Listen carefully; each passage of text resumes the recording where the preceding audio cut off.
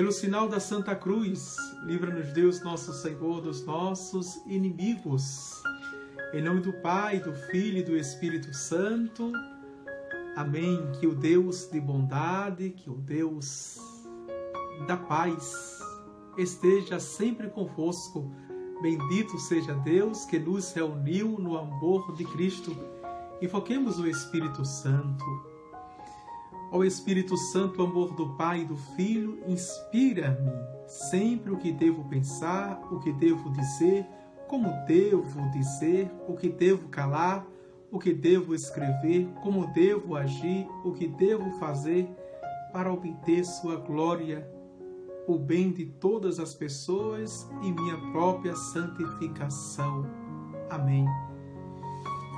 Santo anjo do Senhor, meu zeloso guardador, se a ti me confiou a piedade divina, sempre me rege, me guarda, me governa, me ilumina. Amém. Sejam todos bem-vindos e bem-vindas e vamos começar a nossa aula. Número 240, diz assim: Jesus revelou que Deus é Pai, num sentido inaudito, não é somente enquanto Criador, mas é eternamente Pai em relação a seu Filho único, que só é eternamente Filho em relação a seu Pai. Ninguém conhece o Filho senão o Pai, e ninguém conhece o Pai senão o Filho, e aquele a quem o Filho o quiser revelar. Mateus capítulo 11, versículo 27. Vejam. E aqui já abre largas para a nossa interpretação. O som está bom? Está bom o som, não é? Graças a Deus, a imagem está boa. Vejam. O apóstolo Paulo, já nesta dinâmica, nos ensina que Jesus olha para os céus e chama Deus de Pai. Com um termo próprio, com a terminologia que nós conhecemos de Abba. Veja, que quer dizer painho, paizinho. Não é apenas pai, como nos ensinara os evangelhos sinóticos Mateus, Marcos e Lucas, nos transmitiram esse ensinamento quando um dos seus discípulos disse: Senhor, ensina-nos a rezar, a orar, como João Batista ensinou aos seus discípulos, como os fariseus ensinaram aos seus discípulos.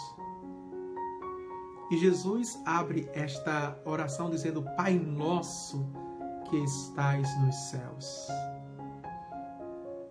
E que é a oração que nós estamos meditando nesta quarentena, nessa quaresma de São Miguel. Quem está fazendo a quaresma de São Miguel comigo, não é? Dentro daquele subsídio, está percebendo que as meditações dos evangelhos é sobre o Pai Nosso. Vejam, Paulo coloca nesse contexto filial, mas intrínseco, ou seja, de intimidade. E uma intimidade, o filho com o pai com o filho, na afetividade. Painho, paizinho. Porque dentro da Santíssima Trindade, que também é o texto que o Catecismo da Igreja Católica está nos ensinando, é sabido, só quero repetir, a meditação dentro da Santíssima Trindade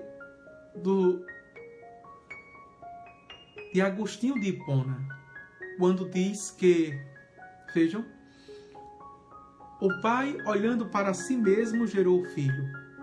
E ele diz que este Pai, esse Deus, ele é Pai e que é eterno amante. O Filho, que foi gerado pelo Pai, por Deus, olha para o Pai olha para o Filho e procede o Espírito Santo, que é o amor, que envolve o Pai e o Filho numa só pessoa. Aliás, num só Deus. São 3 pessoas num só Deus. Numa só essência, numa só substância. Vamos entender isso, para não sairmos com dúvida. Então, veja, Deus não gerou o Espírito Santo, a terceira pessoa, não foi gerado. Então o Espírito Santo não é filho de Deus. O Espírito Santo procedeu, é pessoa e, veja, na Santíssima Trindade tudo é pessoa, em Deus tudo é pessoa, não é sentimento, mas dá o nome de amor, o amor. E é da mesma natureza, da mesma essência, da mesma substância do Pai e do Filho. Também é Deus. Certo? É Deus. Porém, Deus, enquanto Pai, só teve um Filho. E a expressão do Antigo Testamento, que nós chamamos de economia da salvação, como nós vimos, oikonomia, teologia e oikonomia, só teve primogênito, primeiro, e único, unigênito. Agora, o problema teológico, o problema vital e o problema existencial está em que, como nós nos sabemos filhos de Deus, porque eu, Padre Divânio, com convicção declaro que sou filho de Deus, porque você, Maria do Carmo, Maria Lúcia, Jacira, Carla Lidiane, se declaram filhas de Deus. Por quê? Veja, Santo Agostinho, no século V, o mesmo que pensou na Santíssima Trindade, ele dá a resposta. Nós nos tornamos, disse ele, filhos de Deus por causa do Filho de Deus. Veja a linha lógica e o fio de ouro. Se Deus criou tudo nele, por ele e para ele, toda a criação, todo o universo, sobretudo, em especial nós, que somos especialíssimos nessa criação, somos diretamente, não é, acolhidos por Deus no seu Filho. E porque temos a sua imagem e a sua semelhança. Das criaturas, somos parecidos, vamos usar, não vou complicar, não é? Parecidos, os mais semelhantes com o Criador. Deu para entender?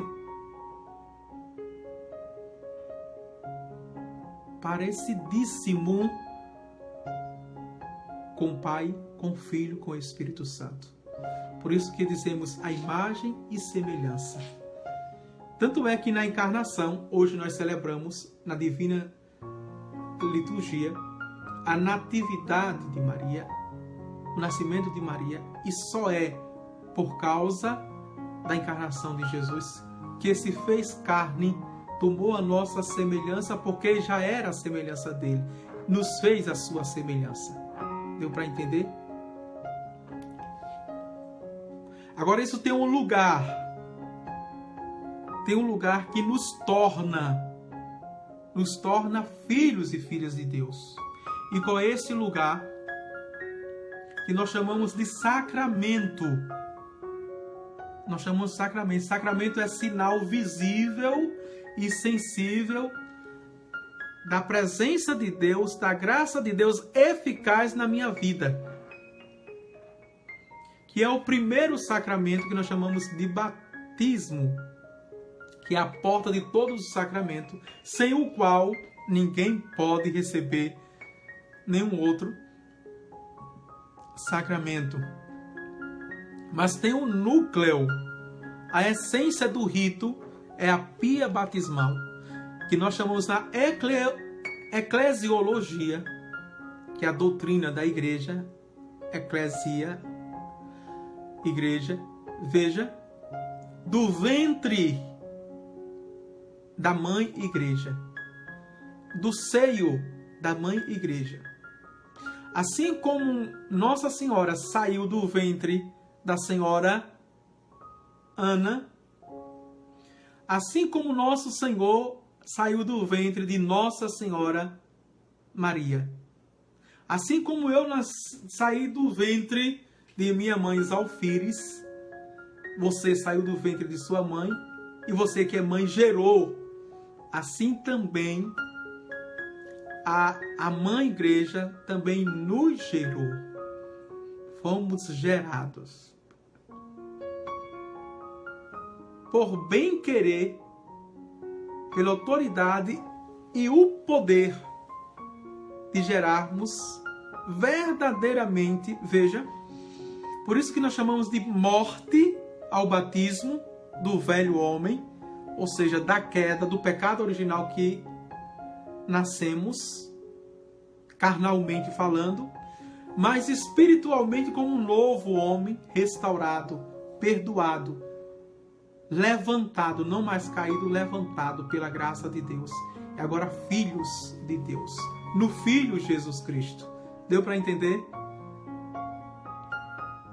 Os mistérios, ou o mistério que tem esse número aqui.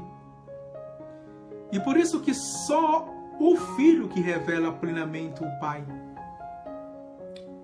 E aquele que é o Filho o quiser revelar. É extraordinário, né? O catecismo da Igreja Católica, o que tem de teologia, o que tem de ciência, de conhecimento aqui. Veja. Padre, você pode me perguntar, Padre, me foi perdoado o pecado da origem, original. Eu estou, veja, de fato, pela graça, vivo pela graça de Deus.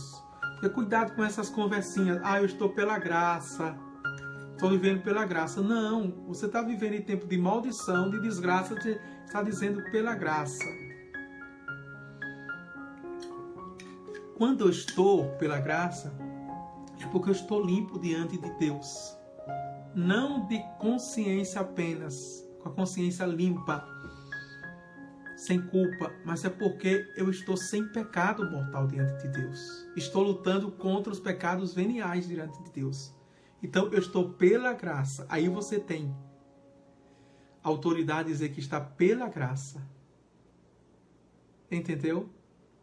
Por isso que a gente brinca com certas coisas e não sabe porque está brincando. O fogo que a gente está brincando, né? Porque o Espírito Santo é fogo. E fogo queima. Não é? Fogo queima. Olhe para o purgatório. Se você entender a doutrina do purgatório, você vai perceber que lá no purgatório é o fogo do Espírito Santo. Que queima, que dói. Porque purifica. Purifica. Certo? Veja. E porque a necessidade, veja agora, de seguir Jesus. Ele é o modelo perfeito, não nasceu na queda, não tem pecado. Por isso que Paulo diz que a nossa caminhada de discípulo é atingir a estatura de Cristo, a altura de Cristo, cada vez mais. Isso vamos sendo polido na nossa humanidade. Entendeu? A nossa humanidade.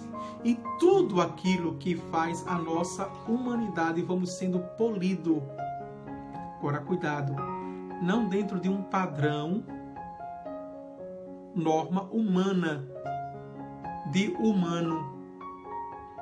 Porque os humanos que se declaram pelos direitos humanos são tão desumanos quanto aquilo que está contra. Não é esse modelo. A gente vai olhar para Cristo e vai ver quais são os pensamentos de Cristo Quais são, veja, os planos de Cristo, a fala de Cristo, os gestos, as atitudes de Cristo e qual a sua missão. Vendo isso, eu posso segui-lo e crescer. E aqui, veja, não apenas na fé e na espiritualidade, é algo externo também, não é apenas interno. É bem verdade que é de dentro para fora que eu vou mudando, mas eu tenho que ir ver como Jesus se comportou. E aquela música que a gente canta do catequeta do Brasil, que é o Padre Zezinho, veja, amar como Jesus amou, pensar como Jesus pensou, sonhar como Jesus sonhou, viver como Jesus viveu. É crescer na humanidade.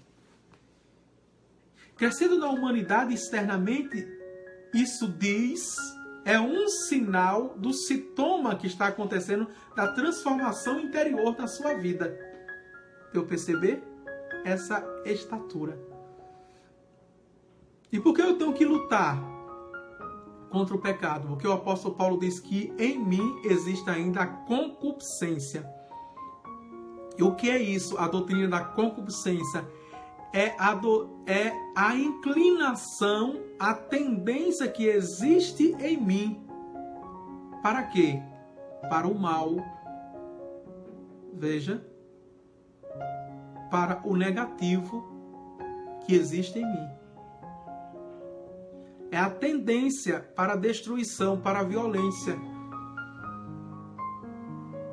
que existe em mim. Certo? Ok? Podemos ir avante? Então, o número 241 diz assim: é por isso que os apóstolos confessam Jesus Cristo como Verbo. O Verbo que no início estava junto de Deus e que é Deus. É o prólogo do Evangelho de São João. Já na abertura do Evangelho, João coloca isso. Capítulo 1, versículo 1. Como a imagem de Deus invisível. São Paulo canta isso à comunidade de Colossos, que é a carta aos Colossenses, capítulo 1, versículo 15. Como o esplendor de sua glória e a expressão do seu ser. Hebreus, capítulo 1, versículo 3. Vejam. Ele é para nós. E por isso que nesse segmento, o segmento, não é, da imagem do Deus invisível é Jesus. É o esplendor da sua glória. Jesus é a manifestação do ser de Deus. Por isso que este número está estreitamente ligado com o número acima. É para isso que eu me torno discípulo, para este caminho, para galgar essa subida, essa semelhança, portanto. 242. Na esteira deles, seguindo a tradição apostólica, a Igreja, no ano de 325, no primeiro concílio ecumênico de Niceia, confessou que o Filho é consubstancial ao Pai. Essa definição foi no concílio de Niceias, 325. Lembra que o segundo símbolo é niceno, de Niceia, constantinopolitano, de Constância. O outro concílio, vamos lá, ao Pai, isto é, um só Deus com Ele. O segundo concílio ecumênico, reunido em Constantinopla, em 381, olha aqui, ó, os dois concílios, conservou esta expressão em sua fórmula do credo de Niceno e confessou o Filho único de Deus, gerado do Pai antes de todos os séculos, luz de luz, Deus verdadeiro de Deus verdadeiro, gerado, não criado, consubstancial ao Pai. Maravilha, não é? Isso está no Dêzeg, no número 150. Vamos dar uma olhada, porque está dentro. Eu vou ter que mexer com o celular, porque está em cima. O celular está em cima. Mas que nós já vimos todo o percurso da fé. Mas amanhã eu leio para vocês.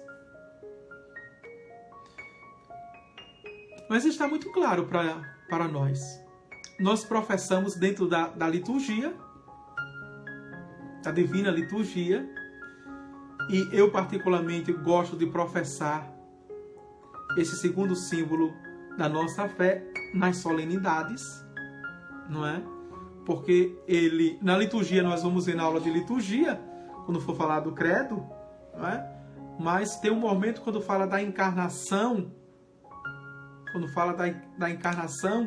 não é? A igreja se ajoelha, faz a genuflexão simples, apenas com o joelho direito, não é? Em terra. Que quem faz aula de liturgia comigo sabe distinguir a genuflexão simples, que é a adoração simples, e a adoração profunda de joelho, a genuflexão com os dois joelhos por terra. Vamos lá? Claríssimo? Jacira está dizendo claríssimo. O subtema diz Pai e o Filho revelados pelo Espírito. 243. Antes de sua Páscoa, Jesus anunciou o evangelho de outro Paráclito. Vejam, deixa eu me corrigir, viu? Antes de sua Páscoa, Jesus anuncia o envio de outro Paráclito, que quer dizer defensor. Existe uma explicação dos padres da igreja, chamada patrística, vejam, dos primeiros séculos, que trabalha essa terminologia Paráclitus. Eles gostam mais de conceituar o Paráclitus como ajudador. E sendo ajudador, ele também é defensor, certo? Mas ajudador está aqui, de fato, que vem ao nosso socorro, que nos auxilia em tudo. Ele nos protege, ele nos defende, portanto, nos guarda, mas nos auxilia em tudo. Quando nos sentimos fracos, nos restaura. Quando nos sentimos amarrados, ele nos liberta. Vejam. Quando nos sentimos impuros, ele nos purifica, que é fogo. E fogo consome tudo. É o auxiliador.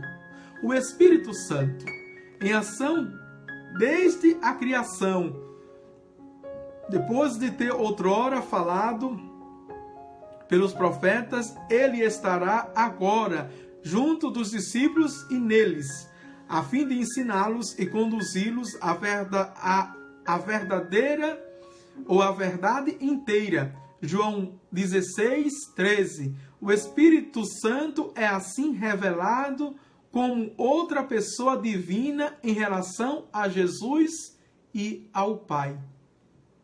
E nós já vimos isso, né? Está intrinsecamente. Isso nós podemos de chamar, depois o próprio catecismo vai colocar, mas quando nós estudamos, sobretudo a teologia, chama de pneumatológica ou pneumatologia, né? Chama isso, essa união intrínseca de pericorese, que é o envolvimento do Pai, o Filho e o Espírito Santo que envolve o Pai e o Filho.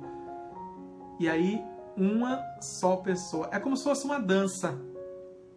Quem está de fora consegue ver três pessoas que entram, Mas quando elas começam, não é, a entrar no ritmo, quem está de fora não vê mais 3 pessoas. Só consegue ver uma pessoa. O ritmo, o embalo é tão harmônico que só vê uma pessoa. É o amor que envolve as 3 pessoas. Bonito isso, né? Muito bonito. Vamos lá? Onde estamos? Revelado pelo Pai. 244. A origem eterna do Espírito revela-se em sua missão temporal. A origem eterna do Espírito revela-se na sua, veja, missão temporal. Ou seja, perene no nosso tempo. Eu vos enviarei o meu Paráclito, o meu Espírito, não vos deixarei órfão. E qual é a missão do Espírito? De nos reconduzir ao coração de Jesus, que, veja, coração de Jesus, que nos faz conhecer o Pai. A missão das pessoas, veja, é nos levar para Deus, ela mesma, no seio da Santíssima Trindade.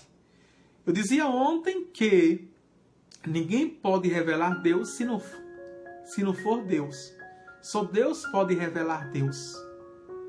Então o Pai revela, dá a conhecer o Filho, como o Filho revela o Pai. E a quem o Pai o quiser que ele revele. O Espírito Santo, que o apóstolo Paulo vai dizer que esquadrinha o ser de Deus. Esquadrinha o ser de Deus.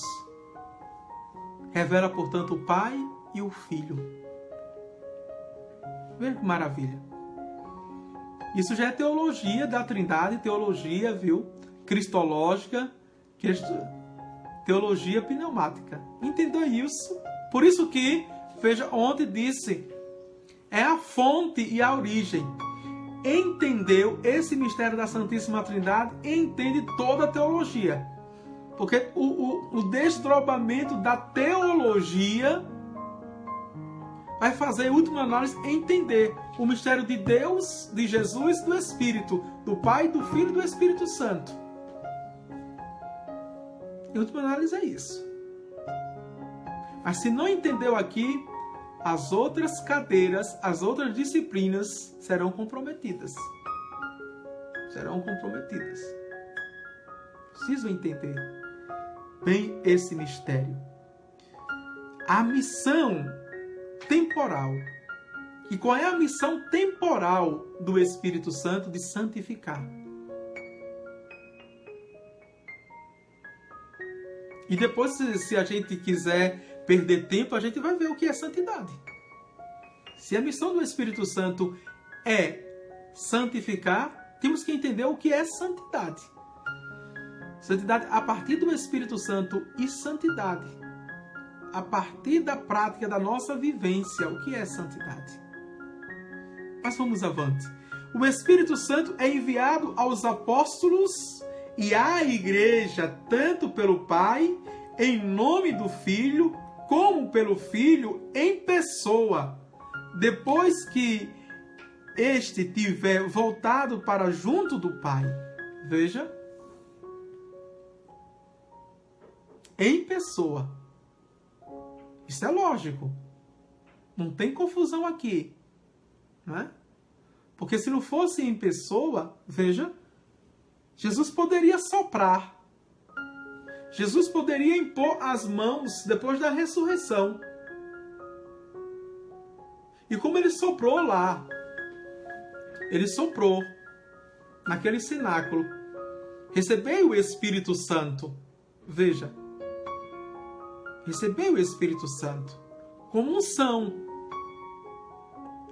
Mas enquanto pessoa, na sua missão, foi no Paráclito. E ele subiu enquanto Deus mas levou a nossa humanidade. Ele subiu enquanto pessoa também, quanto humano. E de lá, veja o que diz. É belíssimo o que diz o catecismo. Vê? O Espírito Santo é enviado aos apóstolos e à igreja tanto pelo Pai, em nome do Filho, porque ele faz tudo pelo Filho, certo? Como pelo Filho em pessoa. O Filho em pessoa, que subiu e de lá enviou o Paráclito. Por isso que ele disse, se eu não for, o Espírito não virá. Se eu não for, o Espírito não virá. E virá enquanto pessoa. Enquanto pessoa. Viu? Porque é a missão. Pessoa é a missão. Não é? Então, estava enquanto Deus. Porque estando o Filho, está o Pai, está o Espírito. Mas enquanto pessoa, no tempo do evento do Pai, no tempo do acontecimento do Filho e no tempo da atualização, que é esse tempo que vivemos, o maior tempo, que é do Espírito Santo. E não só do Espírito enquanto pessoa, mas enquanto Deus, temos o Pai e temos o Filho. Tá dando nó na cabeça não, né? Isso é tranquilo para nós. Tá certo? Numa pessoa está Deus todinho, inteiro. Numa pessoa está o Pai, o Filho e o Espírito Santo. Na pessoa do Espírito. Na pessoa de Jesus, enquanto nos 33 anos estava o Pai e o Espírito. Na pessoa do Pai, na eternidade, até o celular não aguentou, caiu. Veja. Então, enquanto... Deixa eu ver aqui, para não cair mais. A coisa foi tão... Veja. Isso, agora está seguro. Veja, enquanto o Pai, no Antigo Testamento e na eternidade, está o Filho e o Espírito Santo. Deu para entender? As pessoas, enquanto missão, ela tem uma missão própria, mas ela não age sozinha. A ação sempre é trinitária, é trina. Por isso que um dos nomes da disciplina é Deus Uno e Trino. Sempre é trino. Tá certo? Veja, e disse, o envio da pessoa do Espírito após a glorificação de Jesus revela em plenitude o mistério da Santíssima Trindade. Pronto, fechou. O mistério, enquanto ciclo da ação da Santíssima Trindade nas três pessoas, nessas três etapas que nós vimos, e enquanto também missão. A missão do Pai qual é? De criar. Toda a ação do Pai é criadora. Toda ação. Continua, Senhor, teu projeto de amor em mim. A criação não terminou, tu continuas criador. Toda ação. Toda a ação do Filho é salvadora. Tudo que ele fez. Olhe para os 33 anos de Jesus. Você lendo os 4 evangelhos, sobretudo os sinóticos, olhe por este crivo, não é? Por esta leitura, por esta temática da salvação. Tudo que ele fez, desde o ventre, desde o nascimento até a morte, foi ação salvadora. Tudo que ele fez é sua missão. Isso se tornou mais eminente, não é? Mais forte nos 3 anos, do 30 a 33, que foi chamada a missão pública, mais manifesta. Mas toda a vida de Jesus foi uma missão. Começou desde o ventre. Desde o ventre.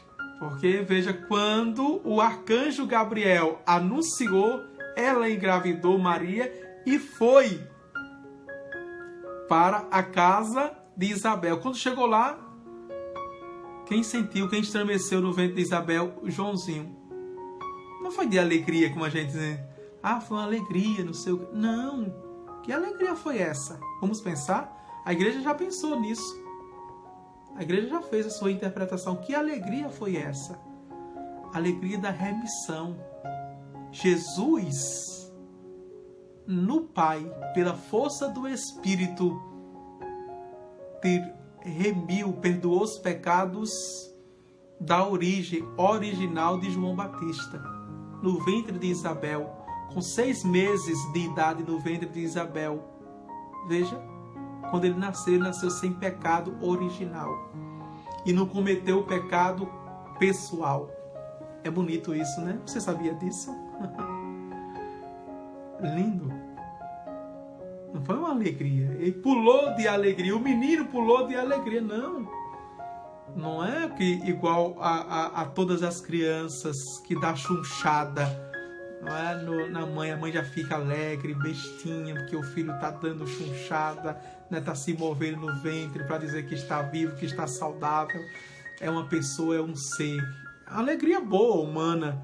Mas a alegria lá do ventre de Isabel, João, foi da remissão. Foi que seus pecados foram perdoados. Seus pecados foram perdoados. Vejam. No ventre de sua mãe. Vamos lá? Estamos avançando. 245. Vejam. A fé apostólica no tocante ao Espírito foi confessada pelo Segundo Concílio Ecumênico. Já sabemos. Em 381, em Constantinopla. Cremos no Espírito Santo, que é Senhor e que dá a vida. Veja, que é Senhor e que dá a vida. Ele procede do Pai. Procede do Pai. Com isso, a Igreja reconhece o Pai como a fonte e a origem de toda a divindade. Mas a origem eterna do Espírito Santo não deixa de estar vinculada à do Filho. Tudo por Ele, nele, para Ele. O Espírito Santo, que é a terceira pessoa da Santíssima Trindade, é Deus. Uno, igual ao Pai e ao Filho, da mesma substância e também da mesma natureza.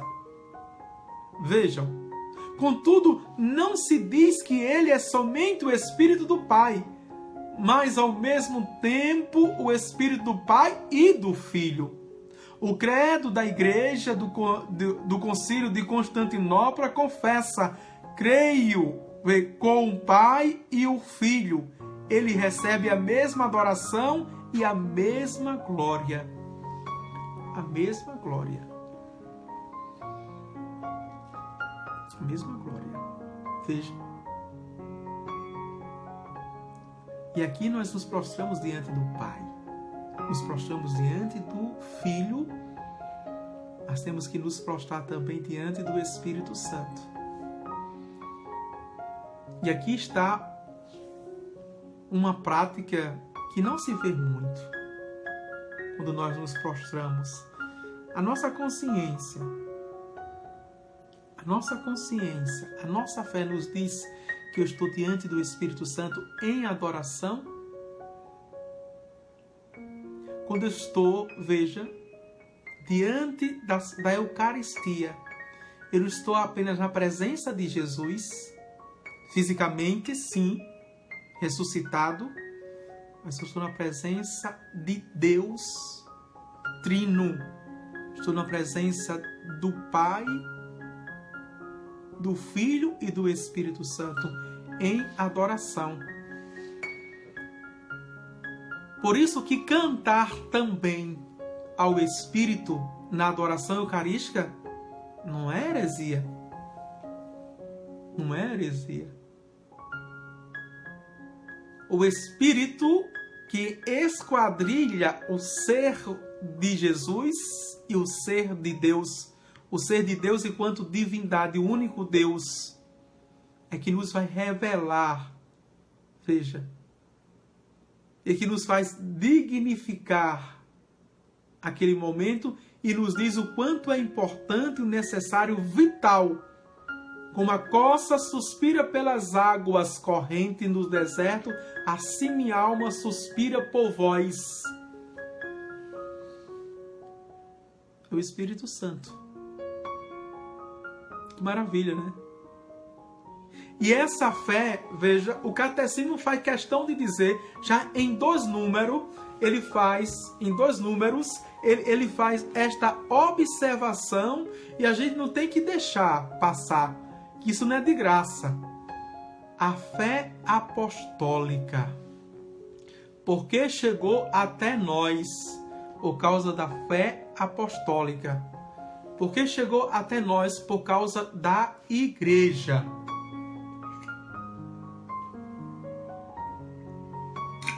Aonde encontrar isso? Veja, as outras religiões encontra isso no ar, encontra isso, veja, na holística, encontra isso numa criatura, numa árvore, encontra isso no sol, na lua, encontra isso nos animais. Quantas religiões que tem como animais sagrados encontra isso? Mas nós encontramos isto, além da criação, no próprio ser de Deus. No próprio ser de Deus. É a nossa fé. E vamos para além. Os verdadeiros adoradores me adorarão em espírito e verdade. Adorarão em espírito, olha, em espírito e em verdade. No Espírito Santo. Aonde quer que eu esteja, eu estou no Pai e no Filho. Estou no Pai e no Filho. Para nós. A necessidade muito mais de configuração com as criaturas, nós temos o próprio Deus no seio da nossa Santíssima Igreja, Santa Igreja. Vamos lá? 246. A tradição latina do credo confessa que o Espírito procede do Pai e do Filho. Olha, o filioque, o que nós trabalhamos ontem. E do Filho. O Concílio de Florença, em 1438, explicita, o Espírito Santo tem sua essência e seu ser subsistente ao mesmo tempo do Pai e do Filho, e procede eternamente de ambos como de um só princípio e uma única expiração.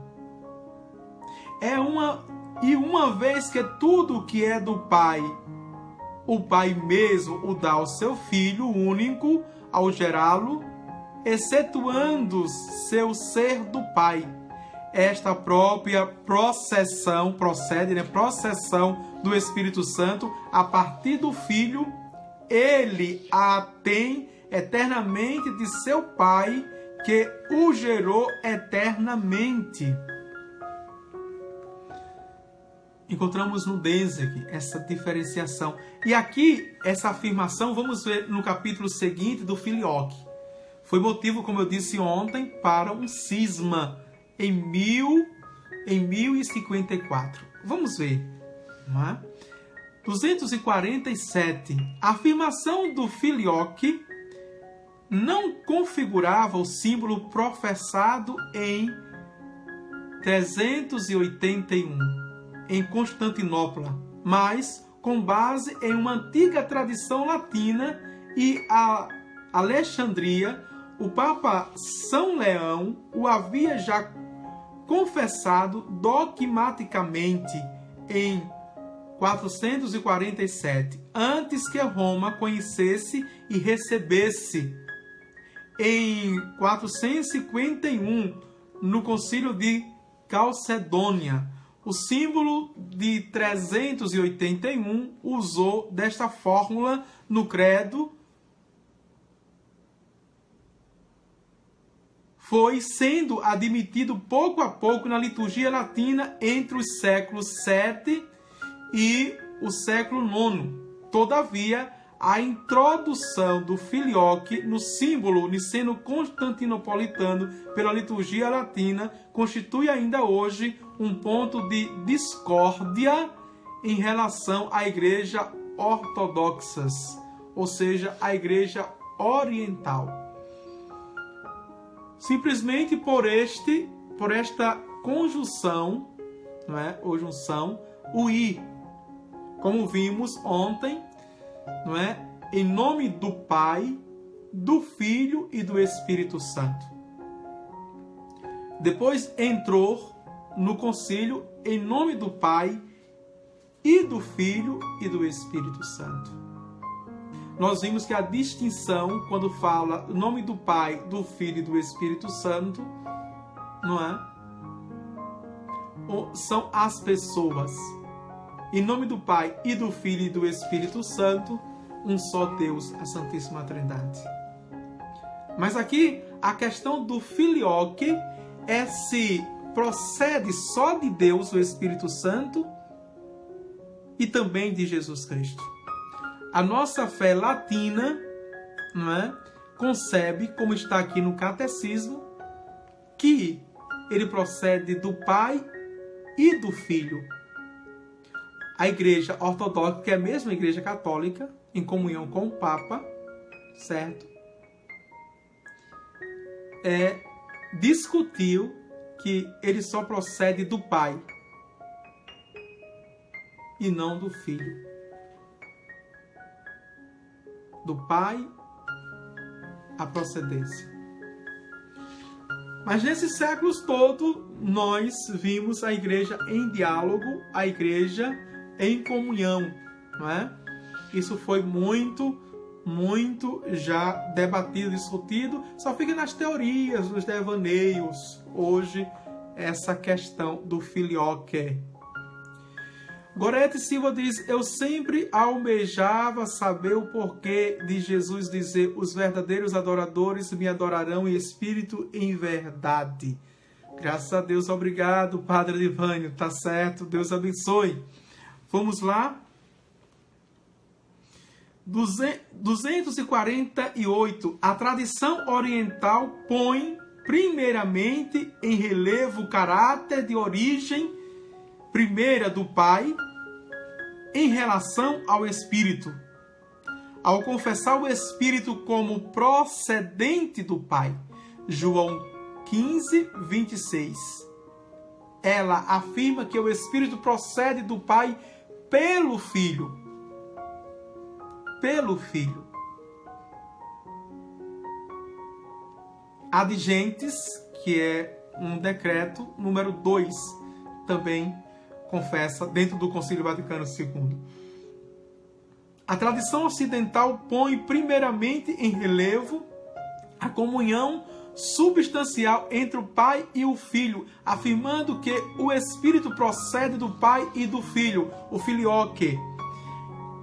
Ela o afirma de forma legítima e racional, pois a ordem eterna das pessoas divinas em sua comunhão substancial implica não só que o Pai seja a origem primeira do Espírito enquanto princípio sem princípio, isso é lógico, mas também enquanto Pai do Filho único, que seja com ele o único princípio do qual procede o Espírito. Esta legítima complementaridade, se não for radicalizada no afeto, a identificação da fé na realidade do mesmo mistério confessado. É o mesmo mistério confessado. Não é? Aqui somente para a teoria, mas na prática nós sabemos e professamos muito bem isso. Professamos. Tá certo? Na vida pastoral não vai mudar muita coisa. No nosso relacionamento também com Deus não muda muita coisa se entendermos 3 pessoas em um só Deus. Tudo Ele fez nele, por Ele e para Ele. Certo? No Filho procede o Espírito Santo do Pai. Terminamos 3 horas em ponto, não é? Terminamos todo o primeiro inciso, aliás, o segundo inciso, e amanhã vamos para a Santíssima Trindade na doutrina da fé. Veja que estamos vendo o tratado da Santíssima Trindade. E tem gente que... Deixa eu dizer uma coisa para vocês. Estudar o catecismo é fazer verdadeiramente um curso de teologia. Estudar o catecismo é fazer verdadeiramente um curso de teologia. Deixa eu repetir. Estudar o catecismo da Igreja Católica é fazer verdadeiramente um curso de teologia. Tem todos os artigos da teologia aqui que nós vamos ver. Tá certo? No Google tem as terminologias. Pesquise as terminologias. Copiem e vão lá. Tem muitos sites, não é? Tem muitos padres melhores do que eu, 100 vezes mais, que vão explicar isso de uma beleza, uma delícia. Vocês podem também pesquisar, aprofundar cada vez mais. Não é? O padre não vai ficar, não é com ciúme nem com inveja não, tá certo? E nem com complexo de inferioridade ou superioridade. Pode pesquisar, aprofundar. O importante é aprofundar cada vez mais a fé. E vocês têm tudo isso na palma da mão. Na palma da mão. Está aí aberta. Tem cursos que são vendidos. Você paga uma taxa simbólica para aprofundar a fé. Então não percam tempo. Também comprem livros, invistam. Faça sua mini biblioteca com os livros que valem a pena, tá certo? Vamos lá para as contribuições. Eucélia Ramos diz, bom saber. Cadê? Bom saber que estamos fazendo um curso, não é? De teologia. Ana Lúcia, então, Padre, gratidão por tua iniciativa, disposição por este momento. Deus te abençoe e te guarde poderosamente. Amém. Deus faça feliz. Jacira, não existe era do Pai, era do Filho e era do Espírito Santo na história da salvação. Tudo que Deus faz é sempre feito por todas as 3 pessoas da Santíssima Trindade. Certo, Jacira? Deixa eu explicar, tá certo? Veja, não é a era, certo? Existe isso quem distinguiu na Sagrada Escritura, que eu já disse aqui, foi Raniero Cantalamessa. Ele disse que há o tempo do evento, o tempo da ação, da missão do Pai, o tempo do evento. Evento é o que anuncia da ação, da criação. O tempo do acontecimento, que é o tempo do Filho, que foi a encarnação. E a obra do Filho, obra salvadora. E o tempo da atualização, que é o tempo do Espírito e sua obra. Mas, como eu disse, não é? Em cada uma, não é era específica, a gente não descola, a gente não destrincha, a gente não separa, certo? Em cada uma dessas a gente vê a ação também. No Antigo Testamento foi no Filho que ele fez pela força do Espírito Santo. No Novo Testamento, o Filho fez pelo Pai, em nome do Pai, na força do Espírito. Nesse tempo, no Espírito, ele faz, né? Porque o Pai o enviou no Filho. Isso mesmo, né? Tá certo. Tá bem. Ok? Graças a Deus. Para que não fique nenhuma dúvida. Lúcia, compreende catecismo, né? Verdade, padre. Comprem o catecismo. Muito bem, Ana Lúcia. Compre. Quem não tem um catecismo, comprar o catecismo. Maria Maria do Carmo diz, não, padre, eu prefiro o Senhor mais ninguém, só o Senhor é uma maravilha. Meus parabéns, obrigado, minha querida. Severina, muito gratificante suas aulas, Deus o abençoe. E Jacira comprova, diz, é isso mesmo que ela entendeu, não é? É isso mesmo que ela está afirmando, não é? Rita de Cássia está assistindo. Maria diz, eu prefiro o Senhor explicar. Eu sou muito melhor que o Senhor, glória a Deus, e eu estou muito bem. Amém. Tá certo? Então, quem está fazendo a Quaresma São Miguel até às 21 horas. O Senhor esteja convosco, Ele está no meio de nós. Abençoe-vos Deus Todo-Poderoso, Pai, o Filho e o Espírito Santo. Amém. Isa Santos, eu vou comprar para acompanhar. Isa, porque sem o material fica difícil, tá certo? O material você pode trabalhar com ele mesmo, com o próprio texto. A Ana diz, eu tenho, padre, te acompanhando com o catecismo. Amém. Giovânia diz, eu já tenho catecismo. Jacira, amo suas aulas. Obrigado, Jacira. Vamos rezar. Você também é muito participativo, muito inteligente. Né? Todos os nossos alunos e alunas têm uma inteligência incrível, enorme, e obrigado pela dedicação de vocês estar estudando o Catecismo da Igreja Católica. Vera, amanhã estou comemorando até que enfim.